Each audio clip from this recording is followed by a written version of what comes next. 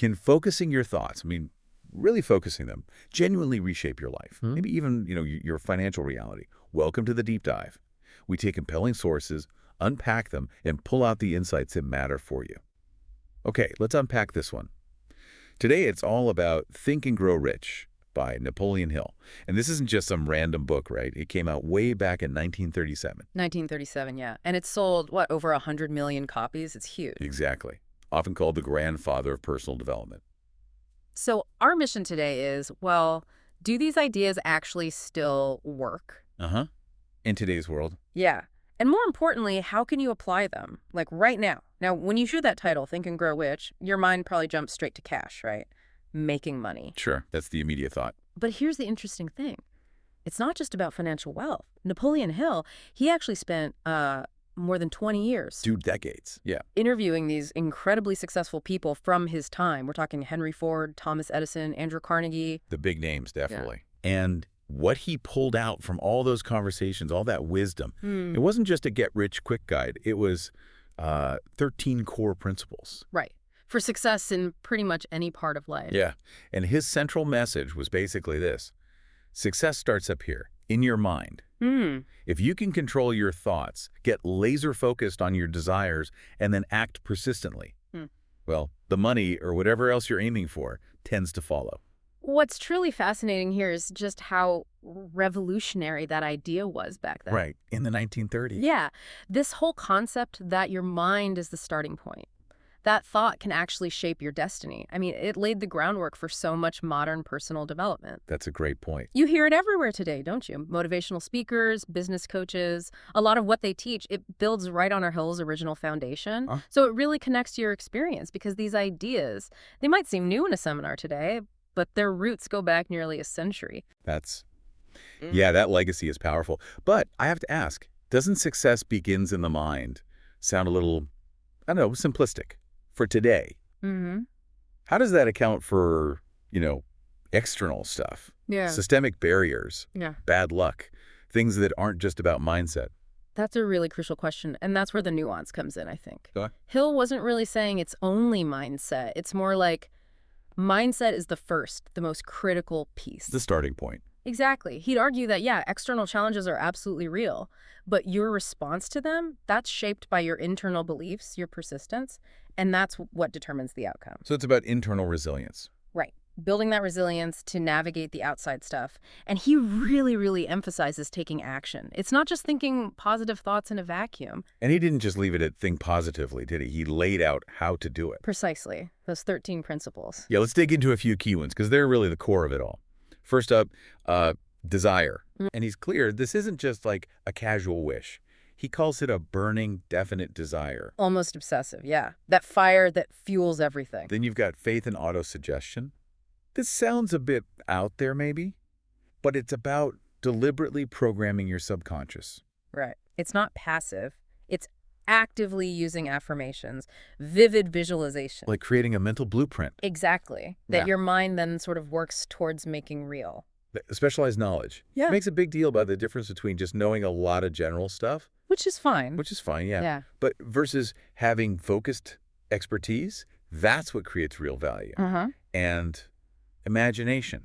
He splits it into 2 types, right? Synthetic, which is like rearranging old ideas. Kind of remixing. Yeah, remixing. And then creative imagination, which is about genuinely new, original thinking. The breakthrough ideas. Then there's organized planning and persistence.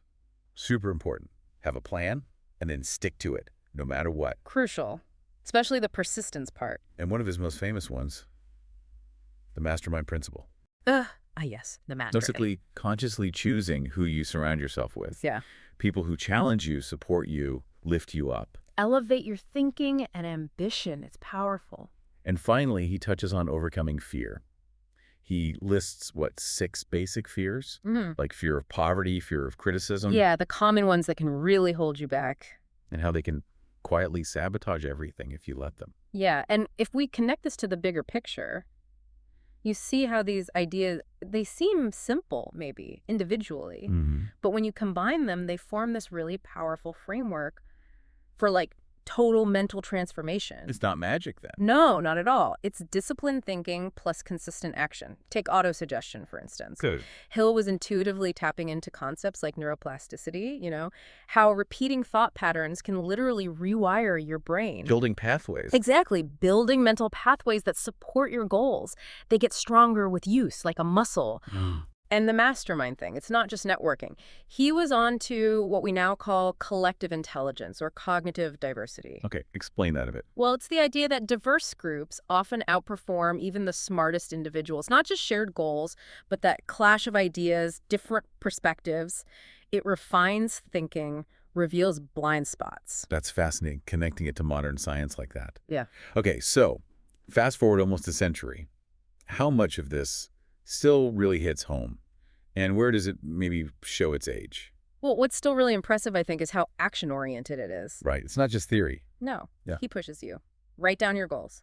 Say them out loud. Align your habits. It's very hands-on. And it feels universal, too. Like it's not just for business people. Absolutely. Starting a company, building a career, changing your personal life, the underlying mindset, the mechanics of setting and achieving a goal, that applies anywhere. Okay, so that's the strength. But this does raise an important question. Does everything in the book hold up perfectly today?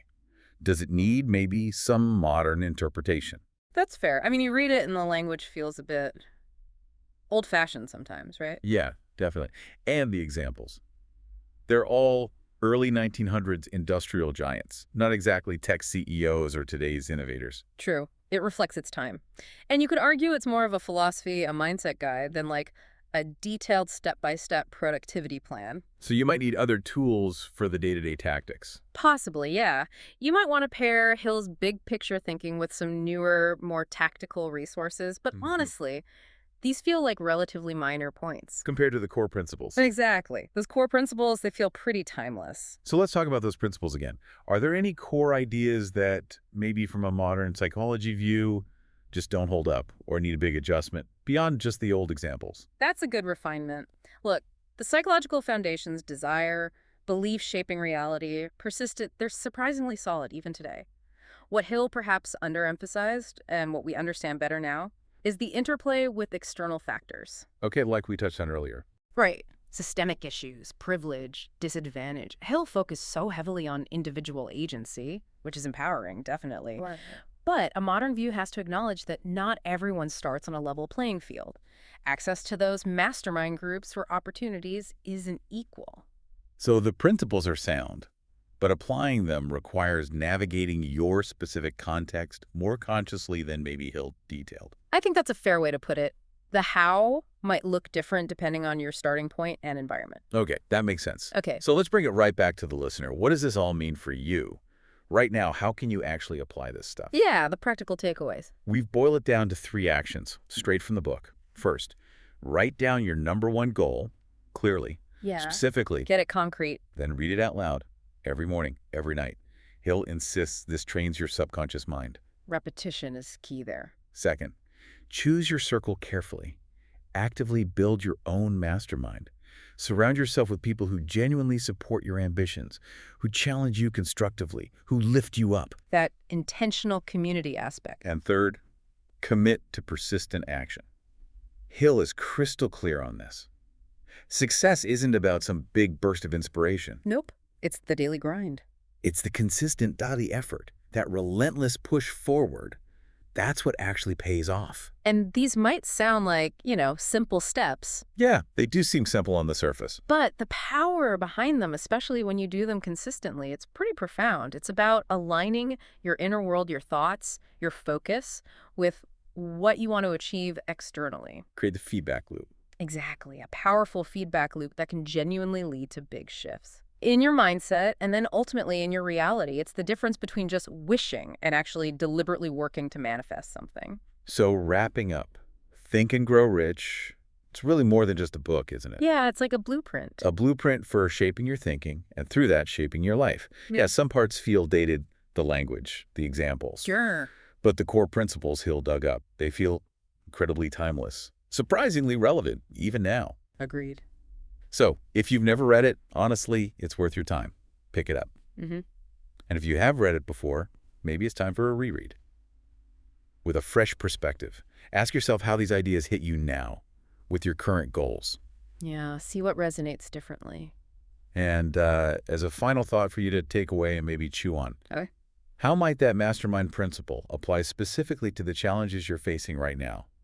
Especially, trying to navigate the constant flood of information, the fast changes Yeah, in today's world. Something to think about. definitely something to consider. Thank you for joining us on this deep dive into Napoleon Hill's classic. We'll be back soon with another stack of sources to unpack for you.